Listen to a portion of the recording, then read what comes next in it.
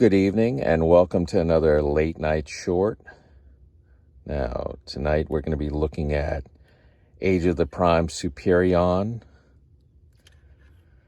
as a neat figure, definitely very G1 cartoon accurate looking. Something I wanted to point out is that there's plenty of storage for all the weapons, for all the individual aerial bots there. You can store most of the guns that they have on the wings.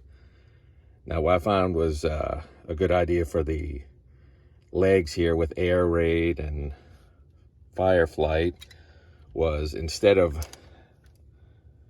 storing the guns on the inner wings, the second gun, you could store one on a wing, and there are these little ports in the leg here that I found I decided to use for the second gun, so that, because if you plug them into the wings right here, they kind of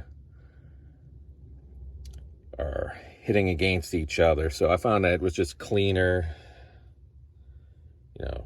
to plug them in that way. But if you get them, you can plug them in wherever you want.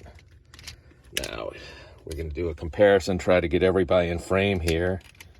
This is the Menasor right here compared to Superion. They pair well together.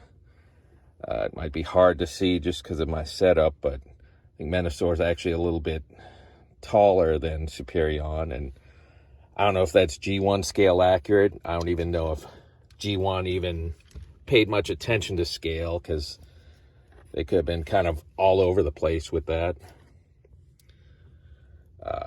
One thing I find that's neat is that the gun right here will bend, so that if you want to bend the arm up, it looks a little wonky, but the arm will bend along with the gun, so it's not falling off. And if I can get everybody into frame here, here's one more comparison. I have the Combiner Wars version of Superion. Actually, more accurately, this is the Takara Unite Warriors version, and which one's better? It depends on what aesthetic you like. This is more in line with the old Scramble City feature, where any arm could go in any spot and any leg could swap around. So maybe a little bit close to the old toys. So which one you like better is your personal preference, but